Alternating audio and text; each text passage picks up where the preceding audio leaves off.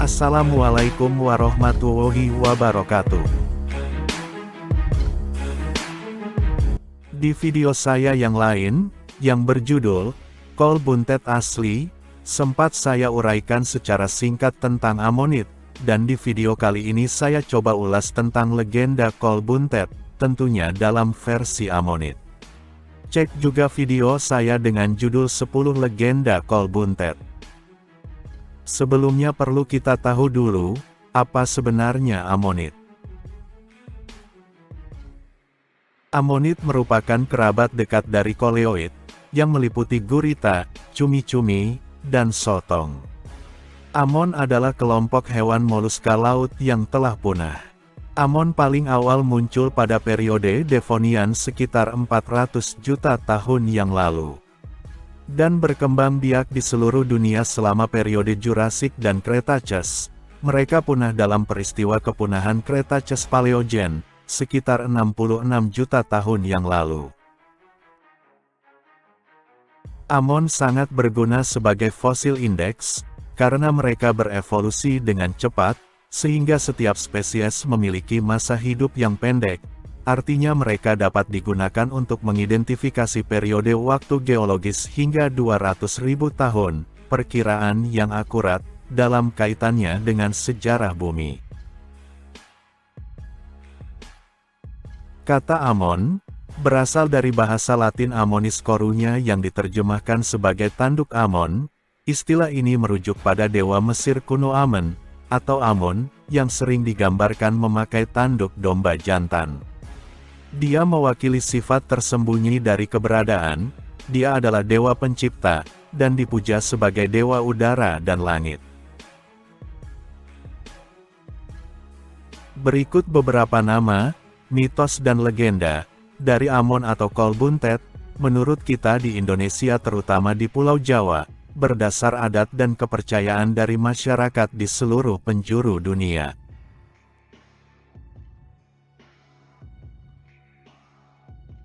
Pertama,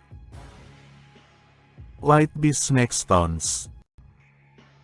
Whitby adalah sebuah kota pelabuhan di Yorkshire Utara, Britania Raya. Di abad ke-7, dalam legendanya kota Whitby pernah dipenuhi oleh ular, dan serangan tersebut diakhiri oleh Saxon Abbess Saint Hilda, dengan membacakan mantra untuk mengubah ular tersebut menjadi batu, melingkar tanpa kepala, untuk membersihkan lokasi pembangunan sebuah biara, sebab di masa awal kekristenan, ular diasosiasikan dengan iblis. Untuk menghormati beliau, Amon yang ditemukan di daerah tersebut dinamakan sebagai Hildoceras. Begitu kuatnya legenda batu ular di Whitby, sehingga Amon ini menjadi maskot kota tersebut, baik sebagai perangkat heraldik pada lambang Whitby, sampai ditampilkan pada lencana klub sepak bola lokal. Kedua, Kinsam Snake Stones. Kinsam adalah sebuah kota dan paroki sipil yang terletak di antara Bristol dan Bath di Somerset, masih berada di sebelah selatan dari kota Whitby, Britania Raya. Kinsam dikenal sebagai rumah dari Saint Kane, seorang biarawati suci di sana. Dalam legendanya, Saint Kane adalah putri Raja Brecon dari Brycheiniog atau Brecon. Beliau memutuskan untuk menetap di daerah rawa di tepi sungai Avon pada abad ke-5. Awalnya sudah diperingatkan oleh raja setempat, bahwa daerah tersebut dipenuhi ular, namun, dengan doa yang tulus, akhirnya beliau mampu merubah semua ular-ular tersebut menjadi batu, dan selalu melingkar tanpa kepala.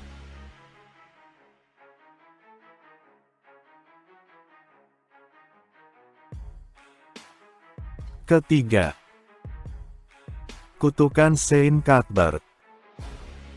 Masih di Britania Raya, fakta bahwa batu ular Whitby tidak memiliki kepala diduga disebabkan oleh kutukan pemenggalan kepala pada semua ular, yang dikeluarkan oleh martir Kristen lainnya, Saint Cuthbert, biarawan abad ke-7 yang juga terkenal dengan rosarionya yang terbuat dari fosil krinoid. Berikutnya, di beberapa bagian lain di Inggris Selatan, Batu ular diyakini awalnya sebagai peri, yang kemudian diubah menjadi ular dan akhirnya dijadikan batu. Nelson 1968.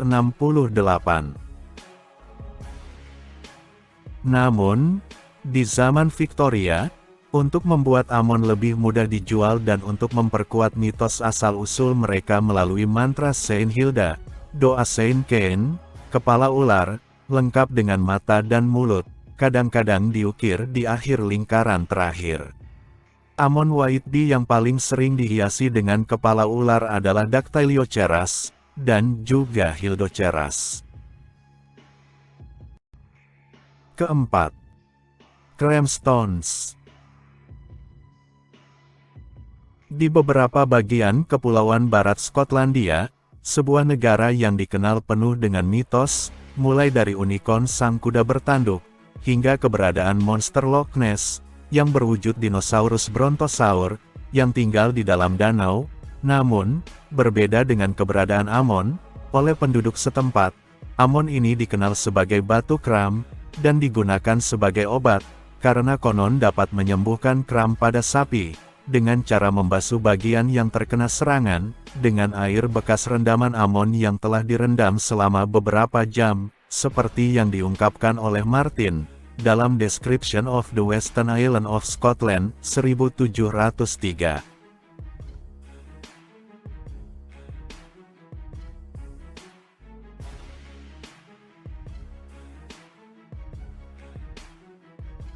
Kelima, Opith. Bangsa Celtic kuno adalah kelompok etnis yang terdiri atas suku-suku yang tersebar di seluruh Eropa. Mereka berbagi bahasa, tradisi agama, dan praktik budaya yang sama, dan dikenal karena keganasan mereka dalam pertempuran hingga Romawi menganggapnya sebagai budaya barbar. Di era modern sekarang, ada 6 wilayah secara luas yang dianggap sebagai negara Celtic, di antaranya Britania, Cornwall, Irlandia, Isle of Man, Scotland, dan Wales. Di kalangan bangsa Celtic kuno, fosil Amon ini dianggap sebagai sisa-sisa dari jenis ular berbisa yang sudah menjadi batu, atau biasa disebut opith. Opith merupakan jenis batuan yang mempunyai tekstur menyerupai corak ular, demikian batuan fosil tersebut dinamakan. Keenam, Tanduk Suci. Bangsa Romawi kuno mempercayai Amon merupakan tanduk suci, batuan yang melingkar menyerupai tanduk domba jantan. Hal ini dihubungkan dengan dewa bertanduk, Jupiter Ammon, raja para dewa dalam mitologinya yang memiliki tanduk. Mereka dikenal sebagai Cornu Ammonis, tanduk Amon, yang kemudian menjadi asal mula nama ilmiah, Ammonite.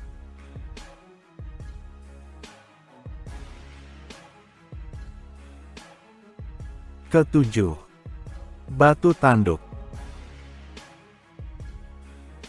Amon sudah tidak asing lagi bagi orang Yunani awal, yang menyamakan mereka dengan tanduk kambing yang melingkar, seperti halnya orang-orang Romawi, dan memang, mitologi di Romawi merupakan kopi dari mitologi Yunani, menganggap mereka sebagai simbol suci.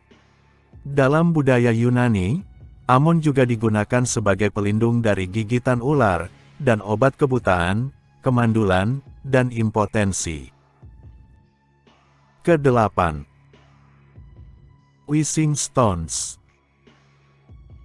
Orang-orang di Ethiopia menganggap Amon sebagai batu suci, sebuah batu permohonan yang mampu mengabulkan suatu permintaan.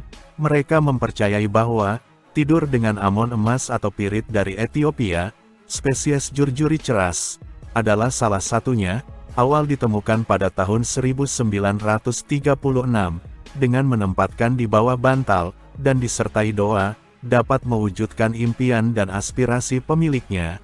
Andaikan bermimpi, maka impian tersebut bisa dijadikan ramalan untuk masa depan.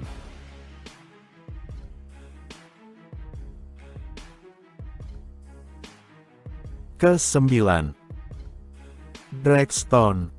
Di Württemberg, barat daya Jerman, petani dari pegunungan Harz, Amon disebut sebagai dragstone atau batu naga, dipercaya dapat mengobati hewan ternak, disebutkan ketika sapi kehilangan susunya, atau mengeluarkan darah. Sebagai gantinya, mereka memasukkan batu-batu ini ke dalam ember susu, dan dengan cara tersebut, ternak akan kembali normal dan menghasilkan susu kembali.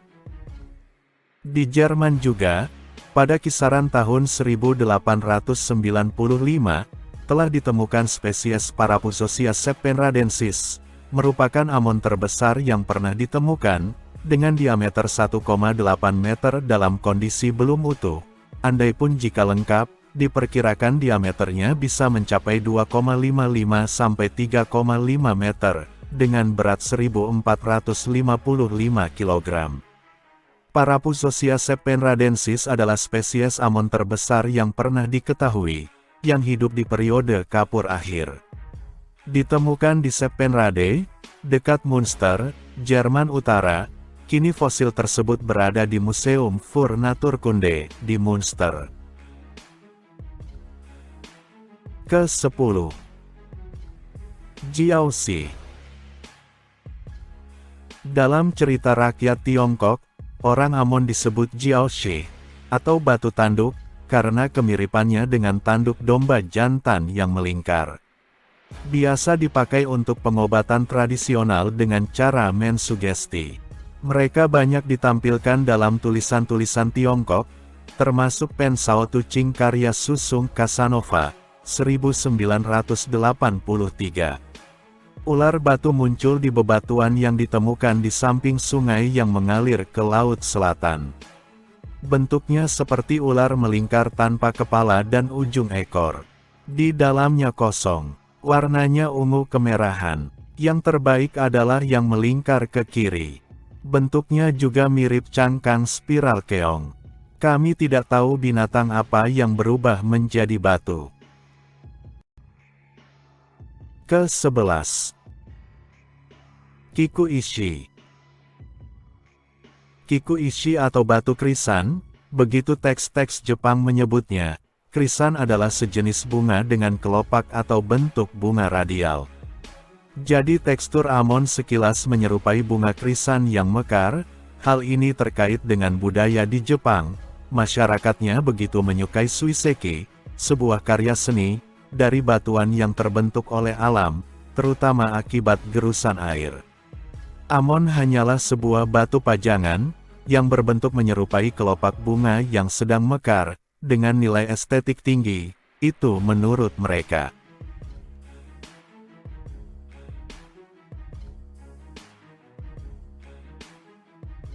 Ke-12. Insikim. Suku Blackfoot atau Sikisika dari negara bagian Kanada, masih pada suku dari bangsa Indian di Amerika, menamakannya Insikim atau batu kerbau, dikarenakan kemiripannya dengan bison yang sedang tidur. Mereka menggunakannya dalam upacara spiritual, disimpan dalam kantung obat dan dipercaya dapat mengumpulkan kawanan bison. Mereka juga percaya bahwa batu kerbau dapat berkembang biak, batu induk akan menetaskan batu-batu bayi. Salah satu penjelasan yang mungkin untuk kepercayaan ini adalah kecenderungan Amon untuk pecah menjadi pecahan-pecahan di sepanjang septa yang memisahkan ruang-ruang cangkang.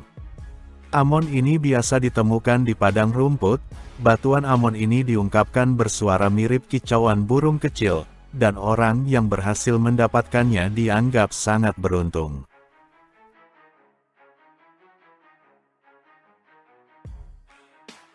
Ke-13. Wanisukna. Masih di Amerika Selatan, sebelum datangnya bangsa Eropa yang pada akhirnya menggeser dan menyisihkan bangsa asli pribumi, yang sering kita kenal sebagai bangsa Indian, seperti halnya suku Indian di Kanada, di antara para dukun dan ahli pengobatan suku-suku di dataran rendah dan bangsa Navajo, salah satu suku asli di benua Amerika. Amon disebut Wanisukna atau batu kerbau, yang berarti kehidupan di dalam benih, benih di dalam cangkang. Ke-14. Kimerik. Kimerik atau Chimera merupakan makhluk mitologi Yunani, namun, Inggris bukan satu-satunya yang menafsirkan Amon sebagai ular melingkar dan berubah jadi batu. Di serambi Katedrale Saint-Jean abad pertengahan di Lyon, Prancis, dihiasi dengan banyak ukiran batu, termasuk yang mengingatkan pada batu ular. Ukiran tersebut tampaknya didasarkan pada batu Amon, mungkin Hildoceras, tetapi dengan kepala hewan bertelinga panjang menyerupai kelinci dengan tubuh ular, merupakan versi makhluk kimerik yang menghiasi pinggiran manuskrip yang diterangi.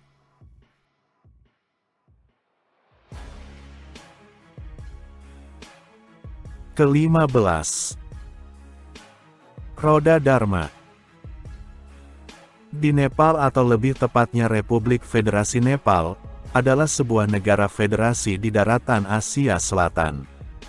Peziarah di Masteng Nepal, atau dikenal dengan Lo, atau Kerajaan Terlarang Terakhir, masyarakat di lembah Sungai Gandaki, umat Buddha menafsirkan Amon sebagai roda Dharma, spiral searah jarum jam, yang mewakili arah putaran alam semesta, sebagai fokus meditasi atau sebagai simbol jari-jari 8. Amon ini banyak ditemukan di Damodar Kunda atau sebuah danau yang mengalir seperti sungai di lembah Kali Gandaki, tepatnya dekat desa Salagrama dan kota Muktinath di Nepal, merupakan situs ziarah suci di sana. Mereka berasal dari endapan Jurassik akhir, kapur awal yang disebut formasi Saligram, yang berkorelasi dengan Spiti Shale yang lebih terkenal. Di antara Amon yang ditemukan di Saligram adalah Aulacos sphinctoides dan Blenforiceras. Ke-16. Saligram. Saligram, atau Salagrama, sangat dihormati oleh umat Hindu. Mereka diasosiasikan dengan Dewa Wisnu, karena sedikit kemiripan antara Amon dan cakram cakra, yang dipegang di salah satu tangan Wisnu. Cakra adalah simbol kesempurnaan mutlak dalam agama Hindu, dengan 8 jari-jari, tanda yang menunjukkan 8 jalan pembebasan. Dalam Saligram, jari-jari ini adalah tulang rusuk Amon. Saligram sejati hanya ditemukan di lembah Sungai Gandaki. Penempatan yang tepat dari tanda cakra di batu sangat penting bagi umat Hindu, menandakan berbagai avatar dan wujud yang diambil oleh Wisnu. Nama-nama seperti Laksmi Narayana, Padmanabha dan Visvambara telah diterapkan pada saligram yang bentuknya berbeda. Disebutkan dalam teks Sansekerta yang berasal dari abad kedua SM, anehnya, beberapa karya puisi Sansekerta mengenali saligram sebagai fosil makhluk laut yang dikenal sebagai cacing Atmantin, yang menciptakan tanda cakra di batu. Saligram disimpan di kuil, biara, dan rumah sebagai simbol alam Wisnu. Air yang telah dimandikan saligram diminum setiap hari. Selain itu, saligram digunakan dalam pernikahan, pemakaman, dan syukuran rumah. Jika orang sekarat meminum air yang telah dicelupkan saligram, diyakini bahwa mereka akan terbebas dari segala dosa dan akan mencapai tempat tinggal surgawi Wisnu.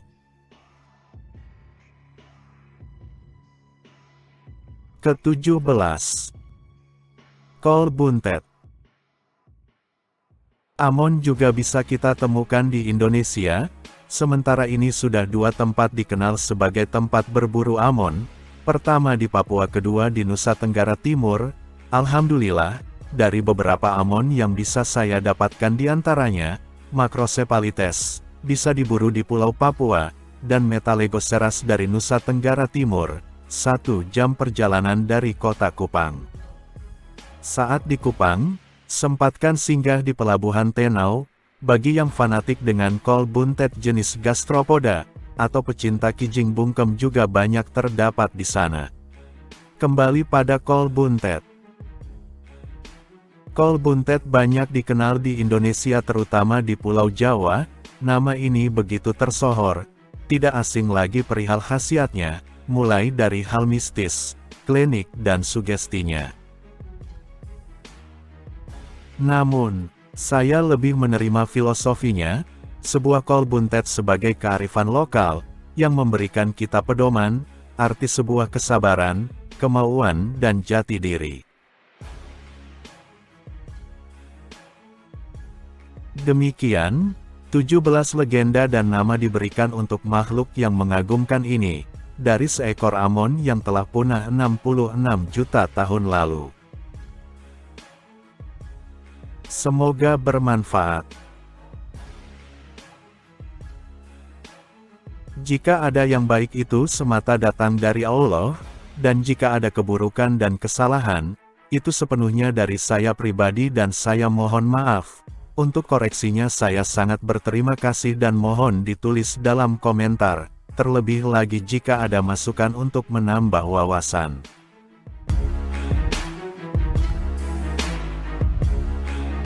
Terima kasih. Wassalamualaikum warahmatullahi wabarakatuh.